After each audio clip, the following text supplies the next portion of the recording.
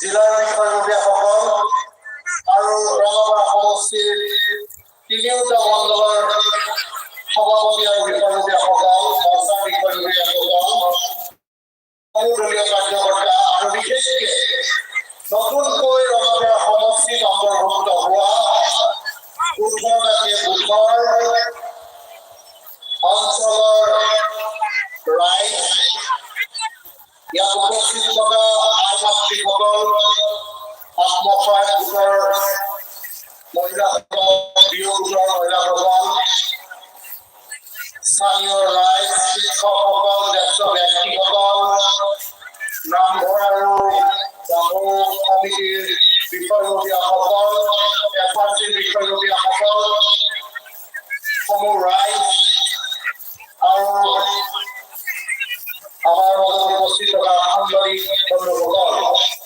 পোনপ্ৰথমে আপোনালোক সকলোকে মোৰ ফালৰ পৰা নমস্কাৰ জ্ঞাপন কৰিছো, জহাৰ জনাইছো, কলমবাই জনাইছো। আৰু আজি আমি সকলোৱে অনুভৱ কৰিছো যে এই অঞ্চলে যেতিয়াই ডিলিমিটেশ্যনৰ বাৰ্তা সকলোকে বিয়পি পৰিল আৰু এই অঞ্চল যেতিয়া ৰঙাপাৰা সমষ্টিত অন্তৰ্ভুক্ত হ'ল, বিভিন্নজনে মোলৈ ফোন কৰি পেলাই তেওঁলোকে মোক লগ কৰিবলৈ আহিব। সকলোৱে কৈছিল যে আপোনাক ক'ত লগ পাম, আমি আপোনাক অলপ দেখা কৰিব আহিম বুলি ভাবিছো, আমি আপোনাক এখন গামোচা দি আদৰণি জনাবলৈ আহিম বুলি ভাবিছো, এখন ভাওনা বুলি ভাবিছো, আপোনাক ক'ত লগ পাম ফোন কৰিছে। আমাৰ দলীয় কাৰ্যকৰ্তা মণ্ডলৰ বিষয়ববীয়া সকলোৱে ফোন কৰিছে যে ক'ত লগ পাম আপোনাক, আপুনি অলপ জনাওক, আমি কৰি পেলাই আপোনাক স্বাগতম জনাম যে আজিৰ পৰা আমি সকলোৱে ৰঙাপাৰা সমষ্টিত অন্তৰ্ভুক্ত হলো, আমি আপোনালোকক আদৰণি জনাব বিচাৰিছো বুলি সকলোৱে কয়। মই এটা কথা কলো যে আপোনালোকে মোৰ ওচৰলৈ আহিব নালাগে, মই আপোনালোকৰ ওচৰলৈ যাম,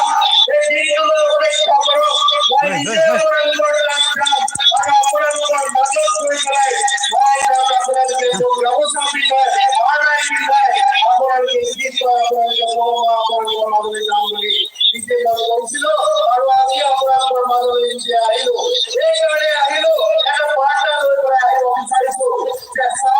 মই জানো যে আমাৰ ৰাইজ এটা পূৰ্ণ মঞ্চ, এই অঞ্চললৈ আমি প্ৰথমবাৰ আহিছো জীৱনত, ইয়াৰে অহাৰ লগে লগে অনুভৱ কৰিছো এই অঞ্চলবাসী ৰাইজ কেনেকৈ মাউলি ইয়াত আছে, কি কষ্ট, কি দুৰ্দশা তেওঁলোকৰ আছে, এই গোটেইখিনি অনুভৱ কৰিবলৈ পাইছো। এই ৰাস্তাৰ কি কথা আছে আপোনালোকৰ, এই ৰাস্তাৰ অভাৱ আপোনালোকে হয়তো ভুগিবলগীয়া হৈছে, এইখিনি কথা ইয়ালৈ নাহে হয়তো অনুভৱ কৰিব নোৱাৰিলো হয়, এই অনুভৱ কৰিবৰ কাৰণে আপোনালোকৰ মাজলৈ আহিলো, এই অনুভৱ কৰিবৰ কাৰণে আপোনালোকৰ মাজলৈ আহিলো। আৰু মই আজি ইয়ালৈ আহি মই অনুভৱ কৰিলো সঁচাকে আপোনালোকে ইমান এটা অসম কেনেকে ইয়াত বসবাস কৰিছে, মই এইটো হৃদয় মন কৰিছো। কিন্তু এটা কথা, ইয়াত অহাৰ লগে লগে হয় আপোনালোকে দুৰ্ভোগ ভুগিবলগীয়া হ'ব পাৰে, হয় ইয়াত হয়তো তেনেধৰণে আপোনালোকে আঁচনিবোৰ পাবলৈ তেনেকুৱা হয়তো পোৱা নাই, আপোনালোকে যি আশা কৰিছিল সেইখিনি হয়তো নাই, আপোনালোকে যিখিনি বিচাৰিছিল হয়তো আপোনালোকৰ হয়তো নহ'ল। কিন্তু এটা কথা মই ইয়াত আহি অনুভৱ কৰিছো, ইয়াৰ মানুহখিনি, ইয়াৰ বাসিন্দাসকল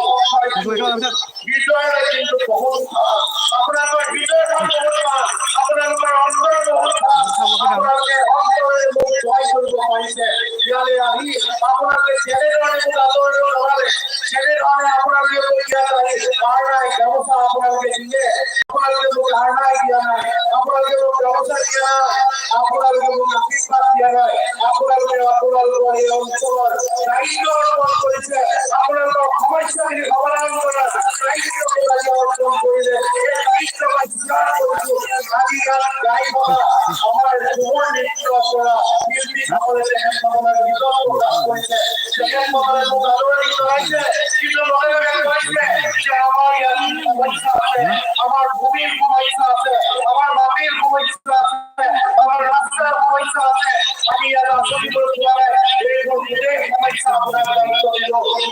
এই দায়িত্ব আপোনাৰ আজিৰ পৰা এই সমস্যা আমি আপোনাক দিলো আজিৰ পৰা এই সমস্যা সমাধান কৰিব মই আপোনালোকৰ প্ৰতিশ্ৰুতি দিছো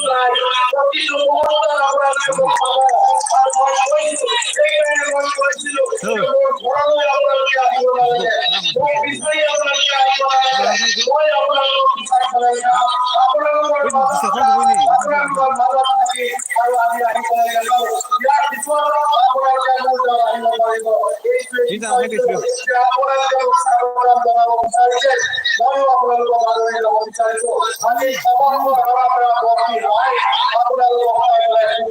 মই ইয়ালৈ আহি এটা বস্তু অনুভৱ কৰিলো ইমান দিনে এই অঞ্চলবাসী নাই কৰবাত যদি যাবলগীয়া হয় যদি বজাৰে কৰিবলগীয়া হয় এই ৰঙাপাৰা নগৰলৈ যায় কোনোবা যদি অনুষ্ঠান কৰিবলগীয়া হয় ৰঙাপাৰা কলেজলৈ যায় মহাবিদ্যালয়লৈ যায় ৰঙাপাৰা হাই ছেকেণ্ডেৰীলৈ যাবলগীয়া হয় বিভিন্ন কামৰ কাৰণে তেওঁলোকে এই ৰঙাপাৰালৈ যাবলগীয়া হয় আৰু ৰঙাপাৰা তেওঁলোকৰ অন্তৰত আছিল আজি জীৱনত ৰঙাপাৰা আছিল আজি এই ৰঙাপাৰা সমষ্টিৰ আপোনালোকে বাসিন্দা হিচাপে আপোনালোকে গৌৰৱ কৰিব পাৰিব যে আপোনালোকে অন্তত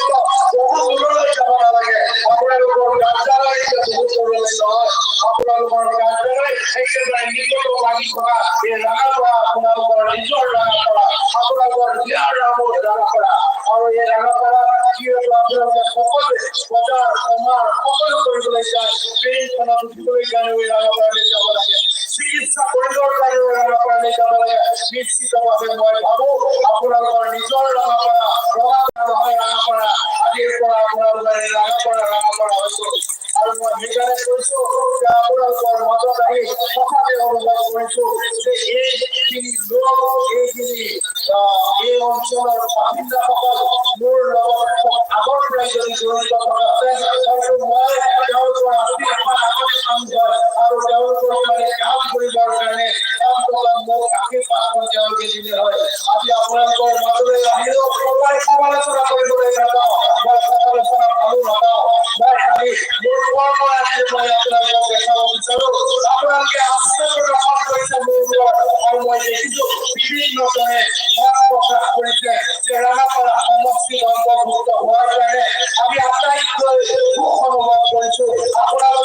সুখী আমিও সুখী আপোনালোকৰ বাবে কাম কৰিবৰ কাৰণে আপোনালোকৰ অঞ্চলত আমি উজলাই তুলিবৰ কাৰণে আমি সকলোৱে প্ৰস্তুত হৈ আছো আৰু সেইকাৰণে আজি আপোনালোকৰ মাজলৈ আহিলো সঁচাকে আপোনালোকৰ কাম কৰিবলগীয়া যথেষ্ট আছে ইয়াত কৃষি প্ৰধান অঞ্চল যথেষ্ট কৃষি মানুহে ইয়াত কৃষি কৰে আৰু আপোনালোকে এই কৃষিৰ লগত জড়িত আছে মই ডাঙৰ কথা ক'ব বিচৰা নাই কিন্তু আমাৰ মাননীয় প্ৰধানমন্ত্ৰী নৰেন্দ্ৰ মোদী